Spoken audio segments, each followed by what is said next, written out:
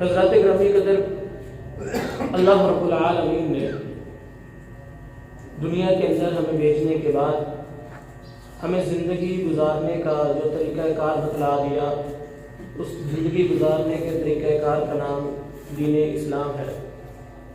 اور اللہ رب العالمین نے ہم سے ڈیمانڈ یہ کی کہ اے ایمان والو، یا ایھا الذین آمنو، اے لوگو جو ایمان لے آئے ہو، مطلب لا اکراہ فی الدین، کسی نے تمہارے اوپر زبردستی نہیں کی، کسی نے تمہیں مجبور نہیں کیا اسلام قبول کرنے پر، اور نہ ہی اسلام جبراً کسی کو قبول کروانے کا پابند ہے، اور نہ ہی اس طرح کی کوئی شریعت کے اندر ڈیمانڈ ہے کہ کسی کو زبردستی اسلام قبول کروایا جائے۔ بہرحال دین کے اندر کوئی سختی نہیں، کوئی مجبوری نہیں، اپنی مرضی سے، اپنی خوشی سے تم نے اسلام کو قبول کیا۔ ایمان والو، تم نے قبول کر لیا تو اب میری ڈیمانڈ یہ ہے، اب میری تمہارے اوپر جو کنڈیشن لاگو کی ہے میری طرف سے، وہ یہ ادخلوا فی السلم کافہ، اسلام کے اندر پورے کے پورے داخل ہو جاؤ۔ اب آپ کے پاس گنجائش نہیں ہے، آپ کے پاس چوز کی آپشن نہیں ہے کہ کسی چیز کو چوز کر لیا، کسی کو ریجیکٹ کر لیا، کسی چیز پہ عمل کر لیا، کسی کو چھوڑ دیا، نہیں۔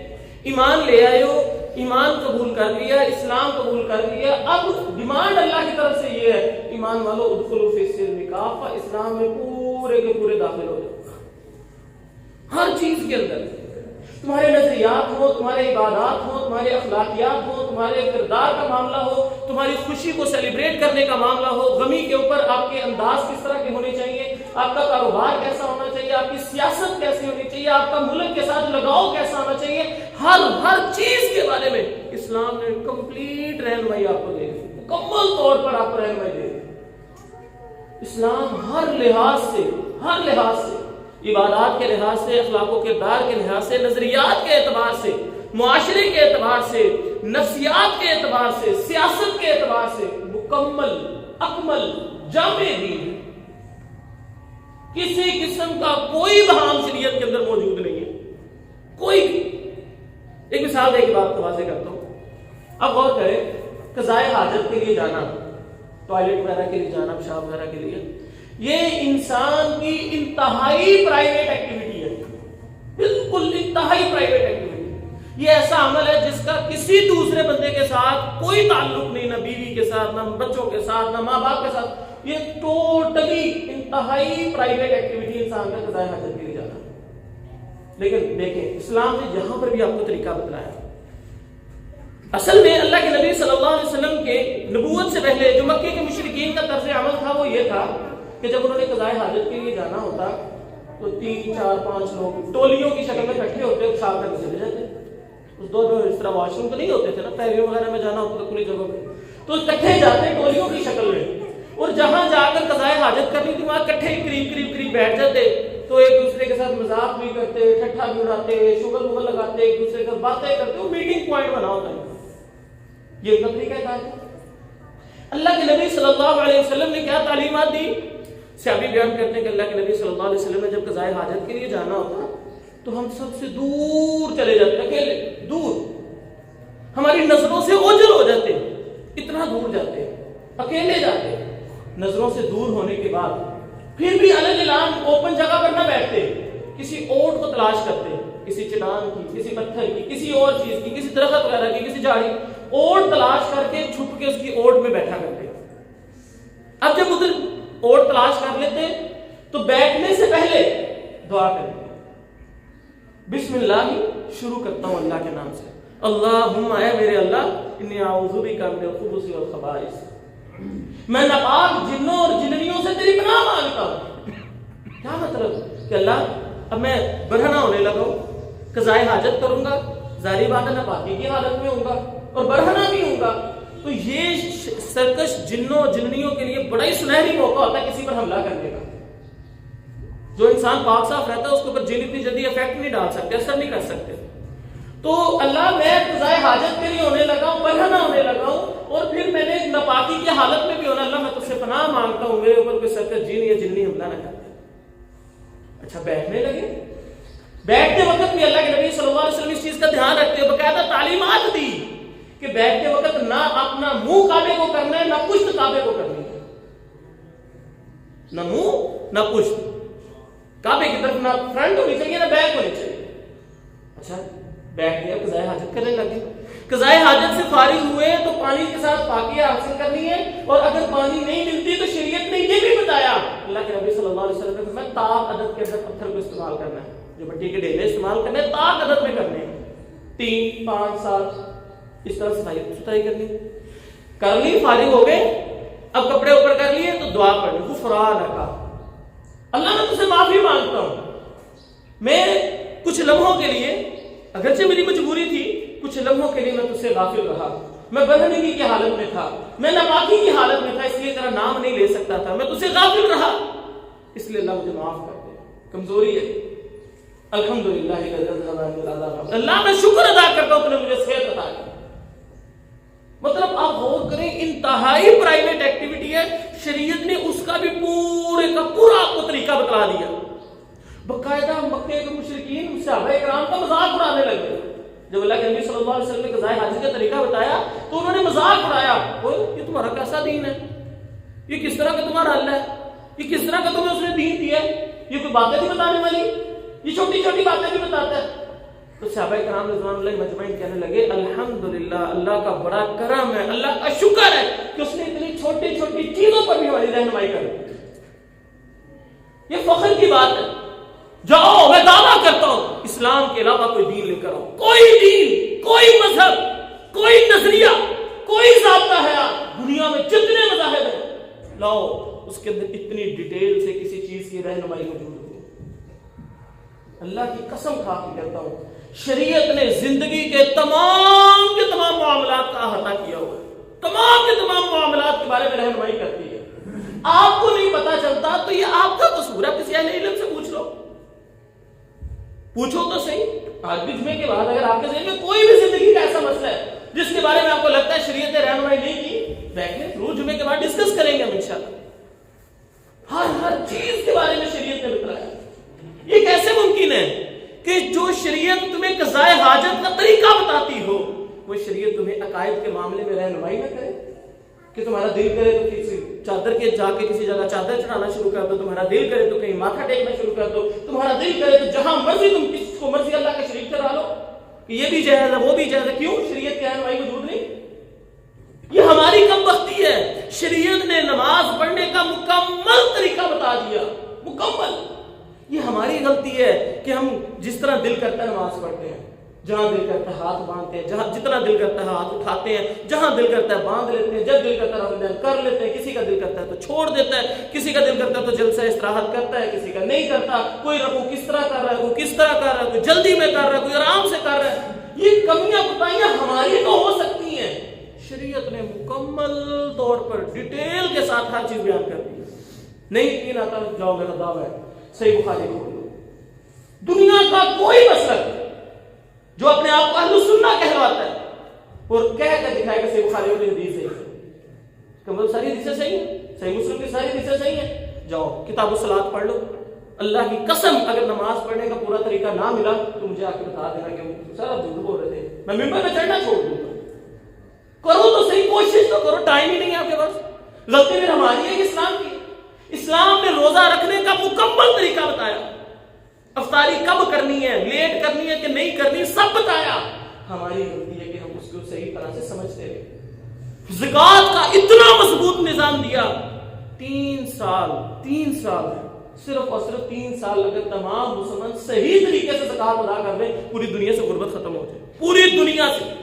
یہ بات میں اپنی طرف سے نہیں کر رہا. عمر بن عبد العزیز کا دور دیکھ لو، اس سے پہلے ہر طرف کرپشن کا بازار خوب گرم تھا، بہت ہر طرف خرابیاں تھیں. عمر بن عبد العزیز خلیفہ بنے، 2 سال اور چند مہینے خلیفہ رہے. 2 سال کے اندر اللہ تعالیٰ نے یہ حالات پیدا کر دیے کہ لوگ اپنا مال لے کر پھر رہے ہوتے تھے، کوئی صدقہ و خیرات لینے والا ہی نہیں ہوتا تھا. یہ ہمارا قصور ہے کہ ہم نے زکوٰۃ بھی دینی ہے، صدقہ و خیرات کرنا بھی ہے، اس کو اس کے صحیح جگہ تک پہنچاتے ہیں. جس کا دل کرتا اٹھ کے پیسے جس کو مرضی پکڑاتے ہیں، یہ طریقہ زکوٰۃ دینے کا. تم دیکھو تو صحیح، اب شوکت خانم کے نام پہ ہمارا پاکستان میں وزیر اعظم زکوٰۃ اکٹھی کر کے لے جاتا ہے. ایمانداری سے بتاؤ، دنیا کے اندر غریب لوگ روٹی سے مر رہے ہیں، تم اپنی زکوٰۃ شوکت خانم میں دے رہے ہو. وہ پرلے درجے کا کنجر گویا گانے کی تنظیم بنائی ہوئی ہے وہ زکات فنڈ لے جاتا ہے. بڑی بڑی تنظیمیں کھلی ہوئی, آپ کا سارا زکات بڑے بڑے لوگوں سے جتنا زکات مال فنڈ یہ لوگ کھا جاتے ہیں, غریب تک پہنچتا ہے کہاں؟ آپ اپنی ایمانداری سے بتاؤ, اسی علاقے کے اندر جتنے لوگ رہتے ہیں, جس کے جتنی زکات بنتی ہے, آپ لوگوں کو تو پتا ہے محلے میں کون کون غریب ہے, کس کے حالات ہمارے ہیں, کس بندے کی صحیح جاب نہیں ہے, اس کے خرچے بڑی مشکل سے پورے ہو رہے ہیں. آپ کو تو نظر آ رہا ہے کہ آپ کے علاقے میں یہ مسجد ہے, یہاں پہ مدرسہ ہے, غریب بچے پڑھنے آئیں گے, قرآن پڑھنے آئیں گے, یتیم ہے, غریب ہے, مسکین ہے, ان کے لیے کھانے کا بھی بندوبست کرنا پڑ سکتا ہے, ان کے لیے رہائش کا بھی بندوبست کرنا پڑ سکتا ہے, ان کے ماں باپ کے پاس نہیں ہے اتنے, نظر آ رہا ہے. آپ سب لوگ اپنے زکات کو علاقے کے غریبوں میں خود ان تک پہنچائیں, اپنے مسجد کے اندر دیکھیں, جہاں جہاں آپ کو ضرورت لگے اس علاقے کے زکات اچھے طریقے سے خرچ کریں, اس علاقے میں تو غریب رہے گا. ہمارے علاقے کے غریب, ہمارے ہمسایہ غریب, ہمارے محلے میں غریب موجود ہیں, ہم پیسے اٹھا کے کسی تنظیم کو پکڑا دیتے ہیں, جاؤ جدھر مرضی خرچ کرو. یہ طریقہ نہیں ہے. یہی وجہ ہے, خرابیاں ہمارے اندر موجود ہیں, ہم اسلام کے اوپر ٹھونک دیتے ہیں. اسلام کا نظام ہر لحاظ سے مکمل, اکمل اور جامع دین ہے. کوئی ایک غلطی نکال کر دکھاؤ, صرف کر کے تو دکھاؤ. اچھا, زکات سے آگے چلتے ہیں, حج عمرے کا پورا طریقہ موجود ہے. آگے دیکھتے ہیں, جہاد اسلام کی چوٹی ہے. یہ کیسے ممکن ہے جو شریعت تمہیں قضائے حاجت کے طریقے بتاتی ہو, وہ تمہیں جہاد کے بارے میں طریقہ نہ بتائے کہ جہاد کرنا کیسے, کس طرح جہاد ہوگا. جس کا دل کرتا ہے اٹھتا ہے, نہیں جی فلاں جماعت بہت اچھی ہے, وہ خلافت کا نام لیتی ہے, اسی لیے آؤ اس جماعت کے ساتھ مل کر جہاد کرتے ہیں. نہیں جی فلاں جماعت بہت اچھی ہے, انہوں نے تو اپنا خلیفہ بھی کھڑا کیا ہوا ہے, وہ تو اس حکم للہ کی بات کرتی ہے, انہوں نے حکم للہ کی آیتیں فٹ کرتی ہے, آؤ ان کے ساتھ مل کر جہاد کرتے ہیں. کوئی خارجیوں کا ساتھ دے رہا ہے, کوئی داعش کا ساتھ دے رہا ہے, کوئی ٹی ٹی پی کا ساتھ دے رہا ہے, اپنے جسموں کے ساتھ خود کے دھماکے باندھ کے خود کے دھماکے کر رہے ہیں. یہ کہاں کا جہاد ہے؟ وہ اسلام جذباتی دین نہیں ہے. اگر اسلام جذباتی دین ہوتا تو قرآن شعراء سے بھرا ہوتا, شعر ہی شعر ہوتے. اسلام میں کہیں اللہ کے نبی صلی اللہ علیہ وسلم نے شعر و شاعری کو پسند کیا ہو زیادہ, خود شعر و شاعری کیوں, وما هو بقول شاعر. اللہ قرآن میں فرماتا ہے یہ کسی شاعر کا کلام نہیں ہے. اللہ تمہارے جذبات سے فائدہ نہیں اٹھانا چاہتا. سوچ سمجھ کے آؤ, جیو تو دلیل کے ساتھ, مرو تو دلیل کے ساتھ. ہر چیز کی رہنمائی موجود ہے, ہر چیز کی. اسی لیے آج یہ بات اپنے ذہن میں رکھو, ادخلوا فی السلم کافہ, یہ اللہ کی ڈیمانڈ ہے. اسلام میں پورے کے پورے داخل ہونا ہے. ہر تعلیمات ہمارے اوپر موجود ہے. طلب العلم فریضۃ علی کل مسلم. اس حدیث کو فٹ بھی ایسے کیا جائے گا کہ جس انسان کی زندگی میں جو معاملہ پیش آ جائے وہ پہلے اس کے بارے میں علم حاصل کرے, پھر اس کے اوپر اپلائی کرے, پھر اس کے مطابق عمل کرے. ایک بندہ مثال کے طور پر تاجر نہیں ہے, وہ ٹیچر ہے, اس کو کوئی ضرورت نہیں ہے تجارت کے احکام پڑھنے کی, نو پرابلم, کوئی ایشو نہیں ہے. نماز ہر بندے نے پڑھنی, سے نماز کا احکام سیکھنا ہر بندے کا فرض ہے. جو آپ کی زندگی کا معاملہ ہے اس کے اندر, ایک بندے کی زندگی میں لڑائی نہیں ہوئی, طلاق وغیرہ, تو اس کو نہیں اس طرح کی کبھی نوبت آئی, بڑے اچھا زندگی گزری, تو کوئی ضرورت نہیں اس کو طلاق کے بارے میں شرعی مسئلہ حاصل کرنے کی, نہیں پتا کوئی بات نہیں. لیکن جو چیز تمہارے اوپر آ جائے, تمہارے اوپر مسلط ہو جائے, پھر فوراً اس کے بارے میں شرعی علم حاصل کرنا تمہارے اوپر فرض ہو جاتا ہے. صحابہ کرام کی باقاعدہ مثالیں ملتی ہیں. صحابی کھڑے, معاملہ آ گیا, فوراً سواری پکڑی, فوراً اللہ کے نبی صلی اللہ علیہ وسلم کے پاس آئے, کہا اللہ کے رسول میرے اوپر یہ معاملہ پیش آ گیا, میں کیا کروں؟ اللہ کے نبی نے طریقہ بتایا, اس طریقے کے مطابق جا کے اس نے کام کیا. یہ اس حدیث کا مطلب ہے کہ جیو زندگی کے معاملے کے اندر تمہیں کوئی معاملہ مسلط ہو گیا, اب اس کا علم سیکھنا تم پر فرض ہے. ایک تاجر آدمی اس پر فرض ہے تجارت کے مسائل سیکھنا. ایک معلم آدمی کو فرض ہے کہ اسلام نے معلم کا کیا طریقہ سکھلایا, سیکھو, اس کے مطابق زندگی گزارو, نو پرابلم. بس اتنا سا اسلام. اور پھر اللہ رب العزت نے یہ اصول بھی دے دیا, لا یکلف اللہ نفسا الا وسعها, کہ اگر تم پریشان ہو, تمہارے اندر اتنی استطاعت نہیں ہے, اتنی وسعت نہیں ہے, تو اللہ تعالیٰ تمہیں مکلف نہیں کرتا. دیکھو نا, تمہارے سامنے ایک بندہ بھوکا مر رہا ہے, لیکن تمہارے پاس پیسے ہی نہیں ہے صدقہ خیرات کرنے کے لیے, تمہارے پاس خود پوری روٹی ہے, تو تم اس کو نہیں دیتے تو تم مکلف نہیں. اللہ تم سے نہیں پوچھے گا تب کہ صبر کر رہے تھے, پانی تھا, ایکسٹرا تھا, تمہاری پیاس سے ہٹ کر تھا, تمہارے سامنے ایک بندہ پیاسا تڑپ رہا تھا, تم نے اس کو پانی نہیں دیا, پھر اللہ پوچھے گا تیرے پاس ایکسٹرا پانی پڑا تھا, کیوں نہیں دیا اس کو؟ سمجھے اس بات کو؟ تو میرے بھائیو, اسلام ایک مکمل اکمل جامع دین ہے. ذہنوں میں یہ بات اچھی طرح راسخ کر لیں, کسی جگہ پر کوئی کمی کوتاہی نہیں ہے. اگر آپ کو لگے ضرور بیٹھیں کسی اہل علم سے پوچھ لیں، ہر چیز کے بارے میں بتاتا ہے. اس لیے آج کے بعد یہ شکوہ نہ کرنا کہ اللہ یہ فلاں مسئلہ تھا، اس میں مجھے پتا نہیں تھا. جہالت اللہ کے سامنے عذر نہیں بنتی.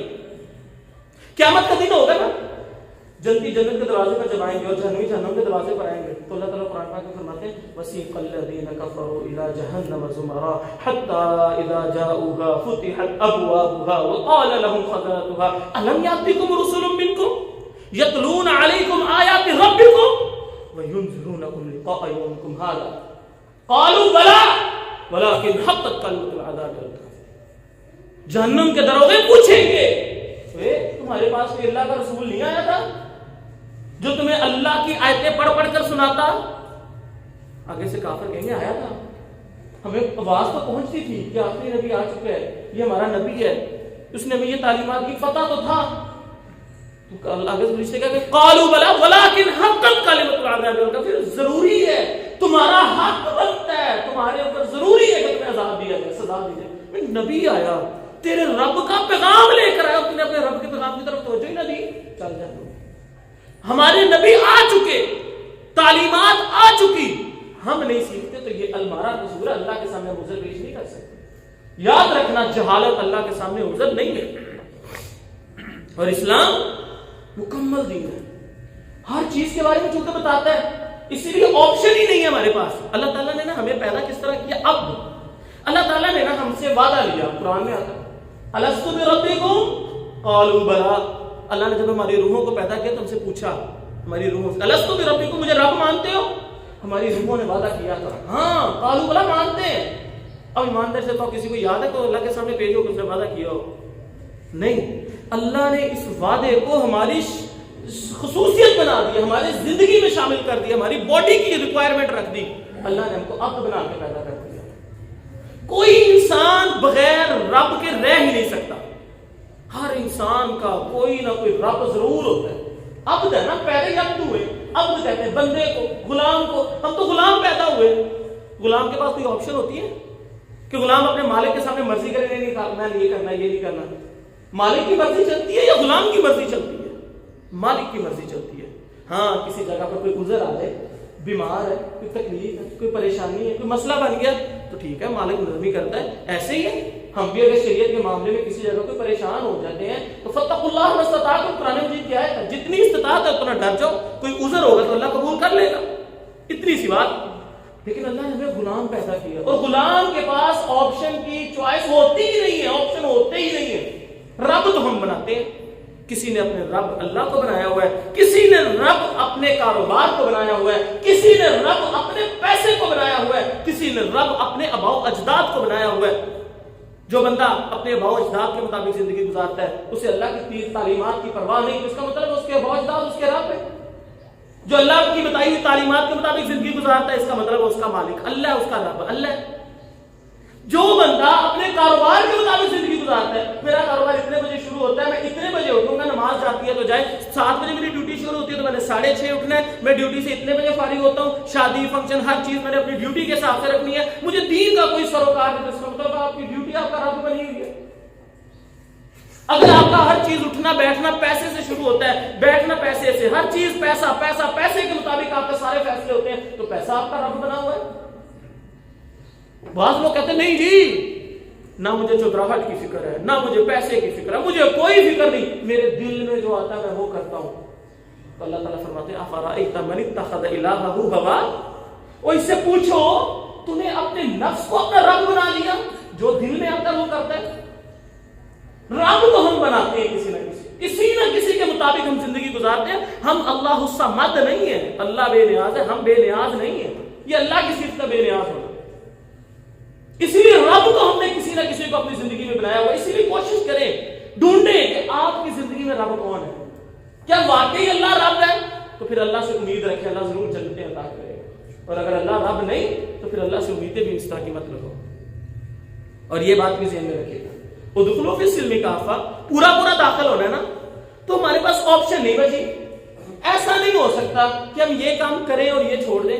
اس میں کوئی دوسری رائے نہیں ہے کہ اللہ بڑا غفور الرحیم ہے، بڑا ہی غفور الرحیم ہے. وہ واقعی صحیح بخاری کی حدیث ہے. اللہ کے نبی صلی اللہ علیہ وسلم نے فرمایا اللہ رب العالمین نے ایک فحشہ عورت کو ایک بلی کو یا کتے کے بچے کو پانی پلانے کی وجہ سے جنت عطا کر دی. بالکل ٹھیک ہے, ایک کتے کے بچے کو پانی پلانے کی وجہ سے جنت عطا کر دی. تو اللہ کے بندو یہ کیوں بھول جاتے ہو, وہ اللہ جو اتنا غفور الرحیم ہے وہ جبار اور قہار بھی بہت ہے. ان بطش ربک لشدید, تیرے رب کی پکڑ بھی بڑی سخت ہے. ولا يعذب عذابه احد, تیرے رب جیسا عذاب کوئی دے ہی نہیں سکتا.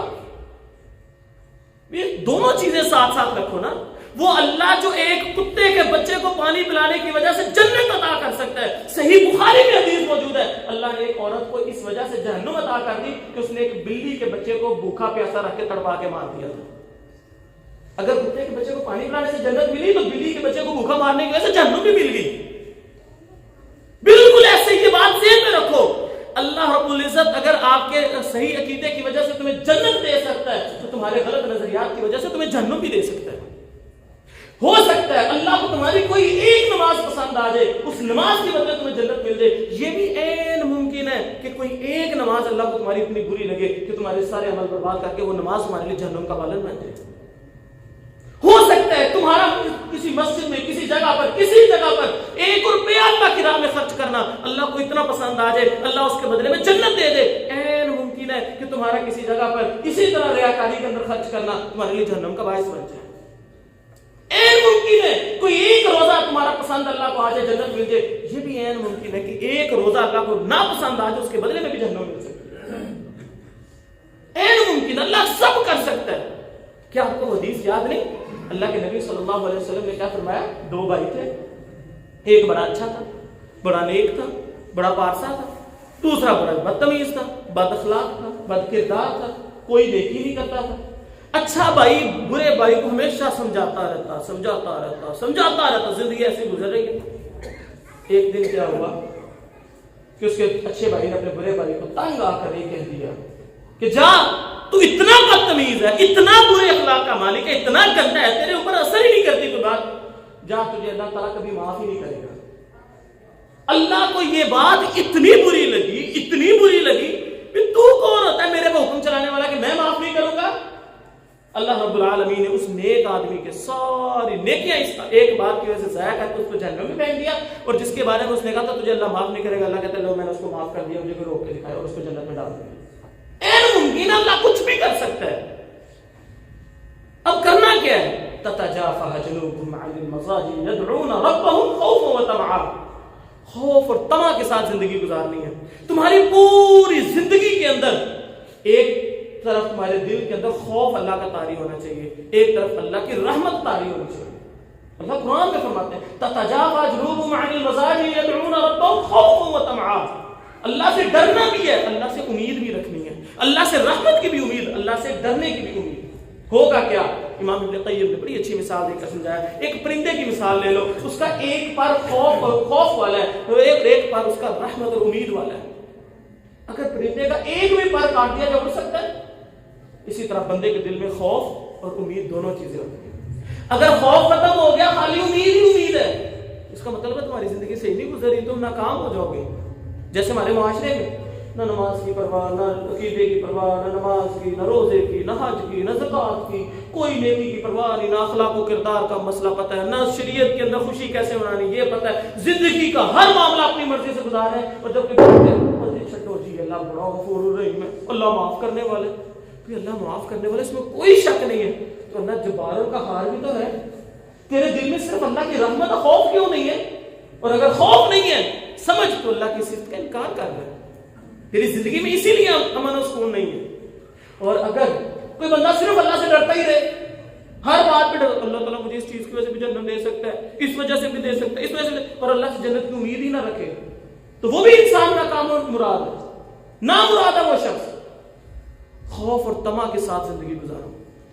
کوئی بھی عمل کرو فوراً دیکھو, نیکی کرنے لگے ہو اپنے رحمت کا پہلو اپنے پر غالب کرو. اللہ ہو سکتا ہے میں اپنے کسی بھائی سے مل رہا ہوں, میں مسکرا کے مل رہا ہوں, مجھے سے کوئی مفاد نہیں, بس گزر رہا تھا, مسلمان لگا, میں نے اس سے سلام لی, مسکراتے چہرے سے ملا. اللہ ہو سکتا ہے میری یہ مسکرانا تجھے پسند آ جائے, اس کی وجہ سے تو مجھے جنت دے دے. اللہ میرے اس بھائی نے چھینک ماری تھی، اس نے الحمدللہ کہا تھا، میں یرحمک اللہ کہہ رہا ہوں، اللہ کو ہو سکتا ہے میرا یہ یرحمک اللہ دعا دینا پسند آ جائے، اس وجہ سے مجھے جنت دے دے۔ گزر رہے تھے، رستے میں پتھر آ گئے، ٹھوکر مار کے سائڈ پہ کر دیا، دل میں نیت ہو سکتا ہے اللہ کو میرا یہ پتھر سائڈ پہ کرنا پسند آ جائے، اس وجہ سے جنت دے دے۔ اس طرح کوئی بھی نیکی کرنے لگو، چھوٹی سے چھوٹی، بڑے سے بڑی رحمت اپنے اوپر غالب کرنے کا، اللہ ہو سکتا ہے میری اس نیکی کی وجہ سے مجھے جنت دے دے۔ اور ساتھ ہی ساتھ خوف بھی، کوئی بھی گناہ ہونے لگے، بیٹھے بیٹھے فیس بک کی چلا رہے تھے، گانا آ گیا، فلم آ گئی، میوزک آ گیا، فوراً ذہن میں خیال آنا چاہیے کہیں اللہ کو میرا یہ گانا سننا اتنا برا نہ لگے اس وجہ سے مجھے جہنم نہ دے دے۔ فلم آ گئی، فلم کی وجہ سے مجھے اللہ جہنم نہ دے دے۔ کوئی بھائی گزر رہا تھا، آپ ہنس کے اس سے نہیں ملے، وہ آپ کے دل میں یہ خوف طاری ہونا چاہیے، ہمیں اس کے ساتھ مسکرا کر نہیں ملا، ہو سکتا ہے میرے اللہ کو یہ میری بات بری لگ جائے اور اللہ مجھے جہنم دے دے۔ کیوں؟ اللہ تو دونوں طرف سے قادر ہے نا، کچھ بھی کر سکتا ہے، اسی لیے خوف اور امید کے درمیان زندگی گزارو۔ اور اللہ کے نبی صلی اللہ علیہ وسلم نے فرمایا تھا مومن اور منافق، مومن اور کافر آدمی کی مثال کیسے ہے؟ مومن آدمی سے جب کوئی گناہ ہو جائے نا، اس کو ایسے لگتا ہے میں پہاڑ کے نیچے کھڑا ہوں۔ پہاڑ کا لفظ کو استعمال کیا، پہاڑ اتنا بڑا ہوتا ہے جتنا مرضی تیز بھاگ لو، جتنی مرضی تیز سواری ہو، پہاڑ گرنے لگے تو اتنا بڑا ہوتا ہے بندہ ضرور آ کے بچ جاتا ہے، اور اس کے پاس بچنے کا کوئی چانس نہیں ہوتا۔ اتنی ہزاروں ٹن مٹی اوپر آ جائے گی، کون بچائے گا؟ وہی قبر بن جائے گی۔ تو اللہ کے نبی صلی اللہ علیہ وسلم نے یہ مثال دے کے سمجھایا کہ مومن ایسے ہوتا ہے، گناہ ہو جائے تو اس کو ایسے اللہ سے ڈر آنا شروع ہو جاتا ہے کہ شاید میں اس گناہ کی وجہ سے ہلاک نہ ہو جاؤں، فوراً اللہ سے معافی مانگتا ہے، توبہ کرتا ہے، استغفار کرتا ہے، صدقہ و خیرات کرتا ہے، نفل پڑھتا ہے۔ یہ صحابہ کا طرز عمل ایسا نہیں تھا؟ حضرت عمر رضی اللہ تعالیٰ عنہ صلح حدیبیہ پر تھوڑی سی سخت زبان کلامی ہو گئی، کیا کیا؟ کہتے میں لگاتار صدقہ و خیرات کرتا رہا، استغفار کرتا رہا، نفل و نوافل پڑھتا رہا، بار بار، یہاں تک کہ میرے دل کو ایک تسلی ہو گئی کہ اللہ نے میرا گناہ معاف کر دیا۔ ہوتی ہے تسلی، چلو تو صحیح اس راستے پر۔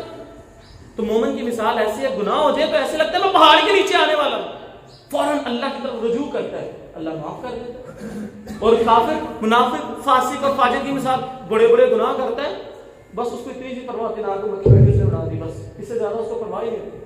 آج ہمارا طرز عمل کون سا ہے؟ ہم فلمیں دیکھی جا رہے ہیں، ڈرامے دیکھی جا رہے ہیں، خوشی غمی کے اوپر پتہ ہی نہیں ہے، بہنیں بیٹیاں دیوس بنے بیٹھے ہیں، ہم پرواہ ہی نہیں۔ ہماری مثال اب کس کی؟ مومن ہے کہ فاسق و فاجر ہے؟ اپنا محاسبہ کریں۔ میں صرف دل کی دستک کو ہلانا، دل پہ دستک دینا چاہ رہا ہوں، ضمیر کو جھنجھوڑنا چاہ رہا ہوں کہ مومن ایسا نہیں ہوتا اپنی مرضیاں کرنے والا۔ مومن کے پاس آپشن ہی نہیں ہوتی، کہ اس کے پاس خوف بھی ہوتا ہے، ڈر بھی ہوتا ہے، اور ساتھ ساتھ اللہ سے امید اور رحمت بھی ہوتی ہے، درمیان میں زندگی گزارتا ہے۔ اور اللہ کے نبی صلی اللہ علیہ وسلم نے ہر چیز بتلائی ہے۔ دیکھو یہ بات اپنے ذہن میں رکھ لو، اللہ اگر چھوٹی چھوٹی نیکی کی وجہ سے جنت عطا کر سکتا ہے تو اللہ کی قسم اللہ اس چیز پر قادر ہے۔ ہو سکتا ہے تیرا چہرے پہ داڑھی نہ رکھنا اللہ کو اتنا برے لگے، اللہ تیرے اس عمل کی وجہ سے تجھے جنت دے دے۔ ہمارے بہت سارے بھائیوں کی عادت ہوتی ہے، لو جی سارا اسلام داڑھی کے اندر ہے، سارا اسلام داڑھی کے اندر ہے۔ اسلام میں داڑھی ہے، داڑھی میں اسلام نہیں۔ اللہ کی قسم جھوٹ بولتا ہے، جھوٹ بولتا ہے، بکواس ہے یہ بہت بڑی۔ ہاں سارے کا سارا اسلام کے اندر ہے، داڑھی کے اندر ہے اسلام۔ ہو سکتا ہے تیرا چہرے پر داڑھی رکھنا اللہ کو پسند آ جائے، اللہ اس وجہ سے جنت دے دے، اور یہ بھی ممکن ہے اللہ کو تیرا چہرے پر داڑھی نہ رکھنا یہ پسند برا لگ جائے، اللہ اس وجہ سے جہنم دے دے۔ قادر ہے کہ نہیں قادر؟ تیرے پاس یہ آپشن کہاں سے آئی؟ یہ بات تو نے کہاں سے لی کہ اسلام میں داڑھی ہے، داڑھی میں اسلام نہیں؟ کہاں سے لی؟ کسی صحابی نے کہا؟ اللہ کے نبی کا فرمان ہے؟ قرآن کی کوئی آیت ہے؟ یا کسی محدثین کے اقوال؟ کیا ہے؟ کہاں سے یہ بات لی؟ ایک ایک چیزیں کہتے اسلام۔ دیکھیں جی اسلام کے اندر نماز ہے، سارا دین اسلام میں نماز میں نہیں ہے، نماز کو چھوڑ دیتے ہیں۔ جی دیکھیں روزہ رکھنا اچھی بات ہے، لیکن اگر کوئی نہیں رکھتا تو وہ کافر نہیں ہوتا، روزہ بھی چھوڑ دیتے ہیں۔ دیکھیں یہ اچھی بات ہے، زکات دینی چاہیے، لیکن کبھی کوئی کوئی بات نہیں ہو جاتی وہ بھی چھوڑ دیتے ہیں۔ چہرے پہ داڑھی وہ بھی چھوڑ دیتے، کپڑا ٹکنے سے اوپر، اور یہ تو تکبر کی وجہ سے کہا تھا وہ بھی چھوڑ دیا۔ ایک ایک کر کے اسلام سے دستبردار ہوتے جا رہے ہو۔ تمہیں کس نے یہ آپشن دی؟ اسلام کس چیز کا نام ہے؟ اللہ کی قسم پورے کا پورا اسلام جو اس کا جو رزلٹ ہے، اس کے ہر چیز کا وہی رزلٹ ہے۔ جیسے پوری دیگ کا ایک ہی ٹیسٹ ہوتا ہے، اس کے اندر سے 2-4 لقمے لے لو، اس کا بھی وہی ٹیسٹ ہوتا ہے۔ اسی طرح پورے اسلام کا جو طرز عمل ہے، پورے اسلام پر عمل کرنے سے کیا ملتا ہے؟ جنت۔ اسلام کے کسی ایک شعار پر عمل کرنے کی وجہ سے بھی جنت ملتی ہے، ایک شعار پر۔ میں 2-3 حدیثیں سنا کے بات کو آگے واضح کرتا ہوں۔ اللہ کے نبی صلی اللہ علیہ وسلم نے فرمایا لا تدخلون الجنہ، لوگوں تم جنت میں داخل نہیں ہو سکتے. اچھا جنت میں داخل نہیں ہو سکتے. ولا حتی تؤمنوا، یہاں تک کہ تم ایمان والے نہ ہو. مطلب تم جنت میں نہیں جا سکتے یہاں تک کہ تم ایمان والے نہ ہو جاؤ. ولا تؤمنوا حتی تحابوا، تم اس وقت تک ایمان والے نہیں ہو سکتے جب تک آپس میں محبت نہ کرنے لگ جاؤ. اب غور کرنا بات جا کدھر پر ہے. جنت میں نہیں جا سکتے جب تک ایمان والے نہ ہو جاؤ. ایمان والے نہیں ہو سکتے جب تک آپس میں مسلمانوں تم ایک دوسرے سے محبت کرنے نہ لگ جاؤ. اور پھر فرمایا افشوا السلام بینکم، آپس میں سلام کیا کرو، اللہ محبت پیدا کر دے گا. اب غور کریں جنت میں جانا کتنا عظیم عمل ہے. کس کے ساتھ جڑ رہا ہے؟ سلام لینے کے ساتھ. کہ تم سلام لیا کرو اللہ محبت ڈال دے گا. جب مسلمانوں کی محبت تمہارے دل میں آ جائے گی تم ایمان والے بن جاؤ گے، تمہیں جنت داخلہ مل جائے گا. اب بتاؤ کتنا بڑا عمل تھا، ایک چھوٹی سی چیز کے پیچھے اللہ نے اس کو جوڑ دیا. اس کا مطلب ہے اسلام لو، محبت پیدا ہوگی، ایمان والے بن جاؤ گے، جنت میں چلے جاؤ گے. اچھا دوسری جگہ پہ پھر دیکھیں اللہ کے نبی صلی اللہ علیہ وسلم فرمایا من کان یؤمن باللہ والیوم الآخر، تم میں سے جو کوئی ایمان رکھتا ہے اللہ پر، یوم آخرت پر ایمان رکھتا ہے نا، فلیکرم ضیفہ، اس کو چاہیے وہ مہمان کی عزت کرے. اس کو کیا چاہیے؟ وہ مہمان کی عزت کرے. اس کا کیا مطلب ہے؟ جو بندہ مہمان کی عزت نہیں کرتا اس کا اللہ پر ایمان نہیں ہے، اس کا یوم آخرت پر ایمان نہیں ہے. جس کا اللہ یوم آخرت پر ایمان نہ ہو جنت میں جا سکتے. عمل چھوٹا سا ہے لیکن رزلٹ دیکھیں کتنا بڑا ہے. اسی طرح ایک حدیث میں آتا ہے من کان یؤمن باللہ والیوم الآخر، تم میں سے جو کوئی ایمان رکھتا ہے اللہ پر اور یوم آخرت پہ، فلیصل رحمہ، اسے چاہیے آپس میں صلہ رحمی کیا کرے. صلہ رحمی. اچھا اگر کوئی صلہ رحمی نہیں کرتا اس کا مطلب اس کا اللہ اور یوم آخرت پر ایمان نہیں. دیکھو عمل چھوٹا چھوٹا ہے، پیچھے جنت اور جہنم کھڑی ہے. عمل چھوٹا سا. اس لیے اس بات کو ذہن میں رکھو، اسلام ایک دین کل کا نام ہے. اس کی ہر چیز کا وہی اثر ہے جو پورے اسلام کا اثر ہے. اسی لیے ہمارے پاس قطعاً یہ آپشن نہیں ہے کہ ہم کسی چیز کا انکار کر دیں اور اللہ سے جنت کی امید رکھیں. ہاں کمی ہو جاتی ہے نا، کوتاہی ہو جاتی، نہیں داڑھی رکھ سکتے، نہیں نمازیں پڑھی جاتی، نہیں روزے رکھے جاتے، کمی کوتاہی، اپنے اندر عاجزی رکھو. اللہ مجھ سے غلطی ہو گئی، اللہ میں نماز نہیں پڑھ سکا، اللہ میں غلطی میں مانتا ہوں پڑھنی چاہیے تھی، اللہ میری کمزوری ہے، اللہ مجھے معاف کر دے، مجھے توفیق دے میں ساری نمازیں پڑھوں. آپ کا یہ عاجزی والا عمل اللہ رب العزت کے ہاں اگر آ جائے اللہ آپ کو معاف کر سکتا ہے، کر بھی دے گا. اسی طرح داڑھی اللہ میں رکھنا، داڑھی ہے میں مانتا ہوں شریعت میں داڑھی ہے، اللہ میں کمزوری ہے، بہت ساری بھی مجبوری ہے، مجھے سمجھ نہیں آ رہی، اللہ میں رکھوں گا انشاءاللہ، تجھ سے وعدہ رہا رکھوں گا.